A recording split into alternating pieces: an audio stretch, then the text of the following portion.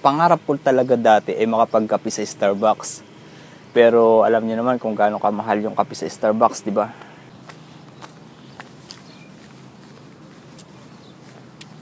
Hello YouTube, magandang araw po sa inyo lahat. Samahan po ninyo ako magkape dito sa labas. Bali, kakagising ko lang din kanina mga 8:45. Tapos nung titimpla ko ng kape, wala, ubos na. Tapos naalala ko kagabi nga pala na ubos na yung kape. So, naisip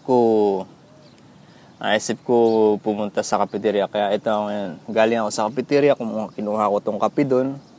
Yung cafeteria namin, halos 50 meter simula sa kwarto namin. Lalabas ka pa ng kwarto, lalabas ka ng bahay, lalabas ka ng building, hanggang sa makapunta ka sa kabilang building at nandun yung cafeteria namin. At andito nga, nagdala ko ng sarili kong baso, sarili kong tasa kasi bawal maglabas ng kape or ng kahit anong pagkain galing sa cafeteria. Kailangan doon mo lang i-consume yung pagkain or yung coffee na galing doon. Anyway, alam niyo ba, habang iniinom ko to, alam ko nakikinig niyo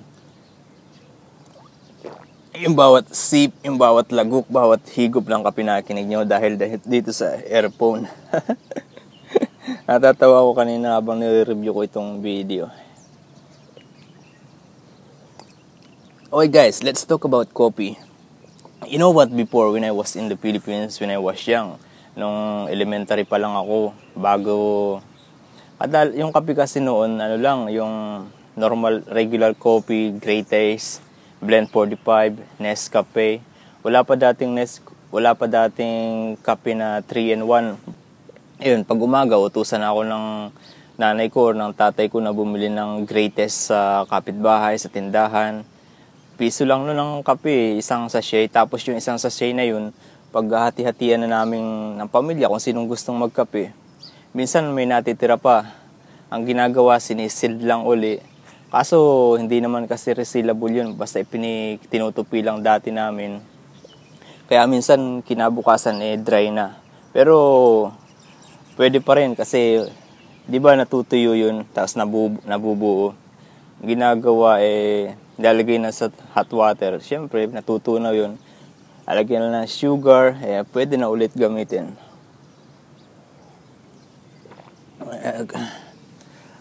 Basta, yun, pagpapasok na kami sa school, hindi kami pwedeng hindi kakain Kaya, kahit wala kaming ulam, pag wala kaming ulam, pinipilit akong kumain ng nanay ko bago pumasok. At yun nga, kape nga yung sinasabaw dun sa kanin.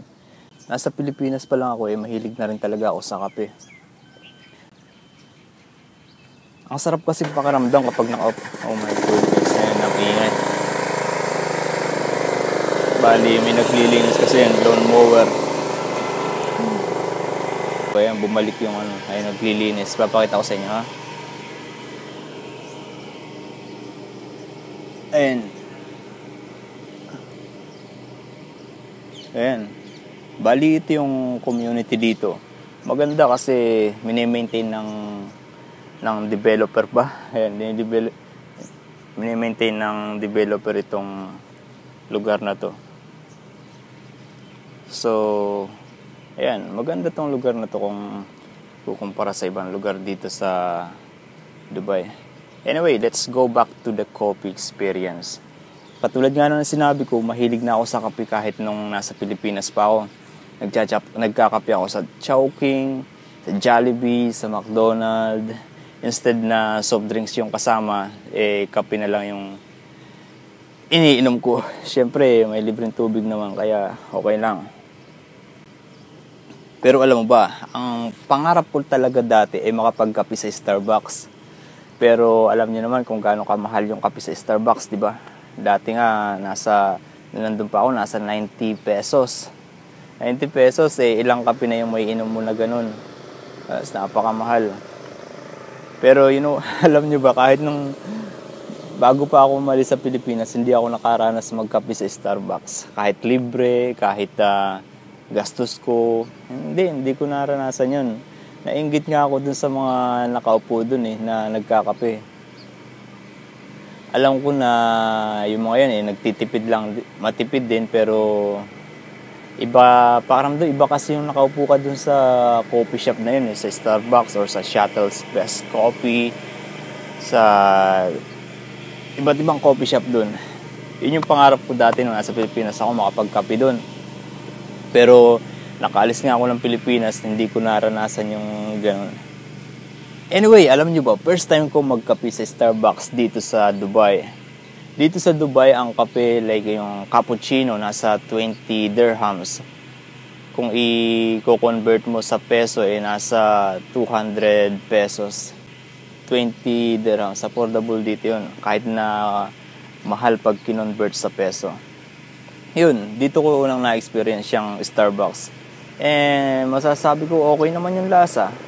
Masarap kumpara dito sa kape ko.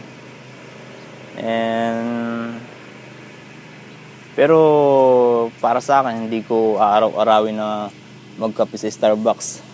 Mas okay pa rin yung makatipid kaysa gumastos ng ganun para lang sa kape. And satisfied din naman ako sa lasa ng kape na to. Ubus na nga pala tong kape ko at medyo kailangan ko na rin umakyat dahil papasok pa ako ng alas 11. Kaya ngayon, dahil nga sa mahilig ako sa kape, mini-maintain namin na meron kami dito ng kape sa bahay. Kaya, ayun, pagkagaling namin sa trabaho, kasi natatapos kami sa trabaho alas 11 ng gabi. So, pagdating namin sa bahay ng alas 12, kakain, tapos nagkakape pa rin kami. Inisip ko hindi naman gano'ng nakaka-apekto sa pagtulog kasi kahit uminom kami ng kape, syempre pag antok na, pagod ka na, syempre makakatulog ka na rin. Yun, kaya kahit yung roommate ko nagkakape rin kasi parang pinaka-banding na rin namin. Tapos yun, sa umaga magkakape. Pagising sa umaga, katulad nga nito, magkakape. Tapos minsan, ayun, pag break time sa trabaho, magkakape ulit. Tapos yun nga, pag gabi, bali 3 beses kami nagkakape sa isang araw. Kaya sa bahay, at least mayroon kaming isang bote ng kape. Hindi kasi uso yung sachet na kape dito eh. Kaya yun, bote-bote na. Bote-bote yung kapeng... Bote yung kape namin dito. Nakita nyo yung naglilinis. So, ayun, lawn mower ba ang tawag dyan?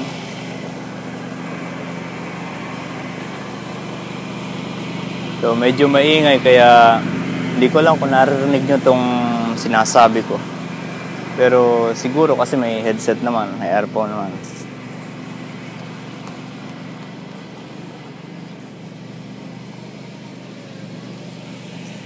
So guys, thank you for watching. I hope you like the video and please subscribe kasi alam nyo na, syempre gusto ko rin na kahit pa paano may matutunan kayo sa akin kung ano yung buhay dito sa Dubai, kung ano yung buhay sa abroad. So guys, thank you for watching. Enjoy the video. Have a nice day.